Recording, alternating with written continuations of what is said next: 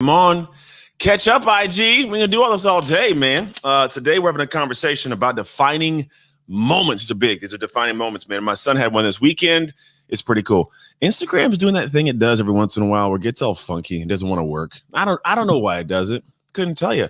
Why am I not? I gotta turn this thing. I gotta turn with me, IG. Oh, I think we're good. We're good, except for Instagram wants to get all funky, and I'm not going to spend the whole morning trying to figure out this IG internet connection issue. Anyway, today we're talking about defining moments. My son had a cool one this weekend. Welcome to the week. It's Monday. Sonia Lucas, good morning. Oh man, it's going to be a beautiful day today. I got a good chunk of podcast coming. I got to take my kids to school here in a minute. I'm a dad, people. I'm a dad. Instagram's waking up savvy nail chickens what they're doing. So let's talk today about something that happened that was cool over the weekend. It's called a defining moment. And defining moments have a special place in my heart because we all have them. They should have a special place in your heart. And you know what I mean by defining moments. I mean that moment where something happens and people watching can see who you are. I think about that. Like people watching go, oh, that's who this person is right now. I get it, right? And seriously, these moments will define you good or bad ways. It's not that it defines you only positive. It defines you. He says, I'm a dad too. You matter today.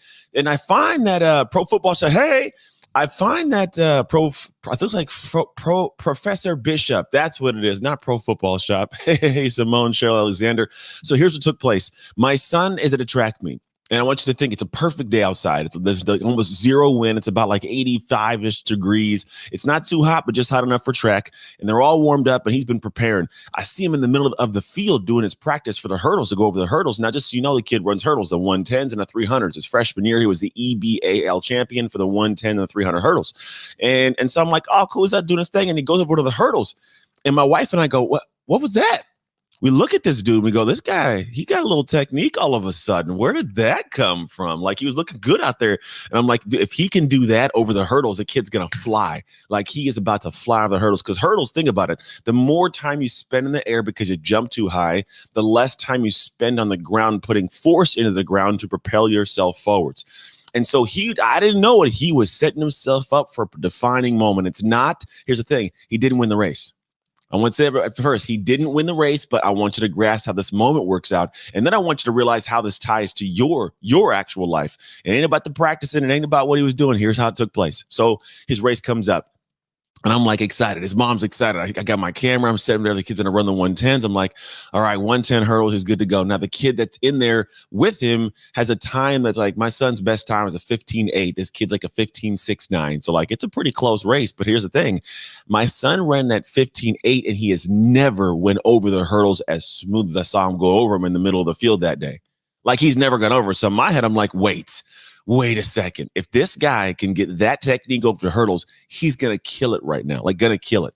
And so I'm juiced up. His mom, we're like, you guys ready to do it? He's going to get it done. I'm feeling really good, feeling really, really good.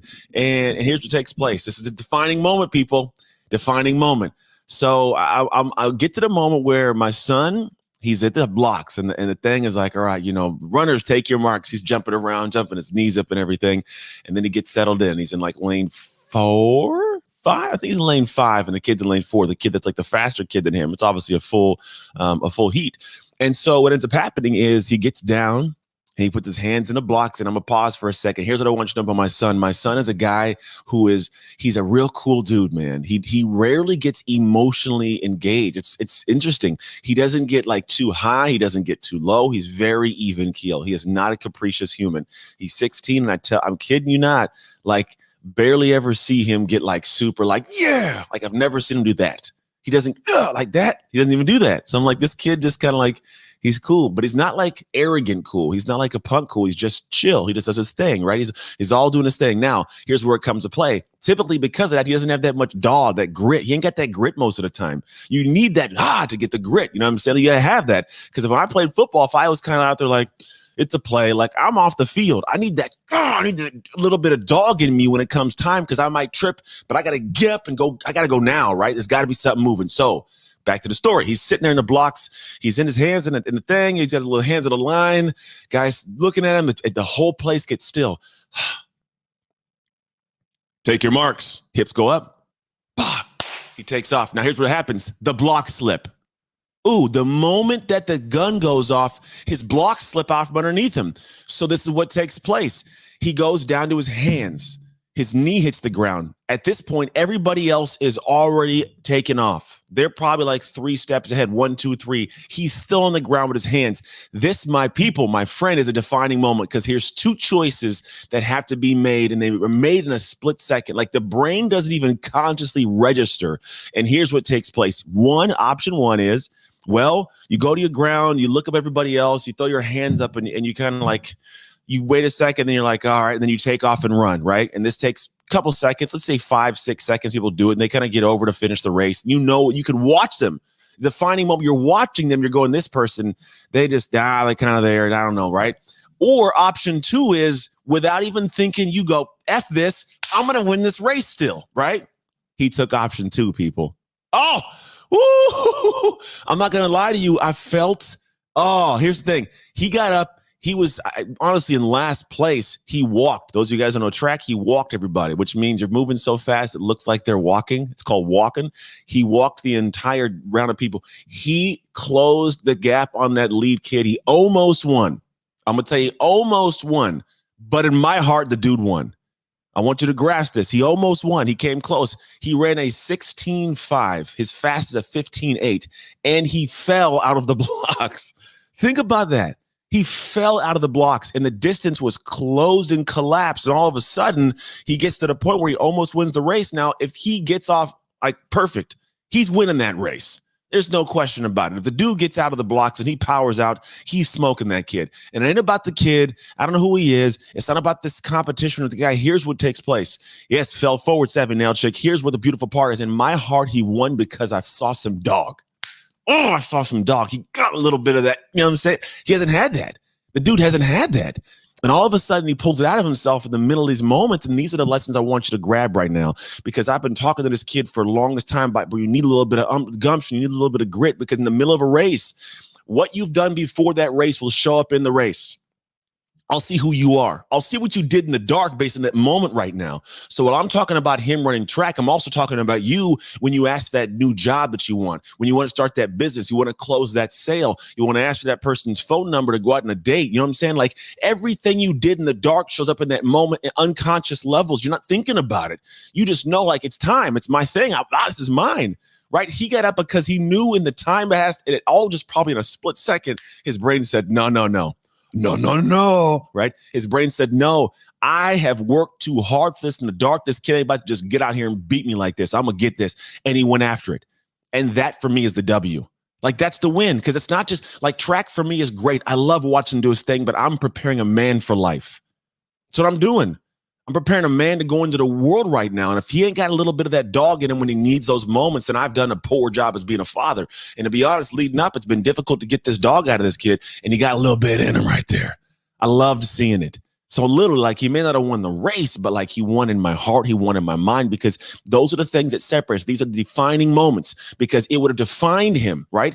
If he didn't get up, that would define him. But because he did get up, it also defined him. No matter what takes place in this moment, there is a definition of who you are. And I got to see who he was. The whole track place got to see who he was. And what's cool about it is, like, now he has got to see who he is. That's the most important person to see it in that moment, yourself. And so as much as I'm talking about my son right now, I want you to grasp I'm talking to you about you. And what you do in the dark is something that you get to build up and have fun building and doing. It's not always easy. This morning, I got up, my alarm went off at 5:30. I didn't get out of bed till 6. I didn't want to, but I got up and I got my bike ride in and I got it rolling. I'm not going to lie. That moment has defined my heart for this day. If I don't get up and do anything and I kind of just lay in bed and make an excuse in my head, that's defined me. But I know who I want to be and what definition of myself I am and how I show up in the world. Therefore, I do certain things when nobody's watching in the dark. So when I come to the light, I can shine with confidence and pride, knowing you can't poke a hole in me. I earned it. You know what I'm saying? And that's the dog I'm talking about. And that's something that you've got to get for yourself. And I don't know how you're going to get it, but I'm just telling you how to get it. Now, there's a lot of ways you can get it. It's a lot. Honestly, it boils down to doing hard things as often and consistently as you can. Do hard stuff.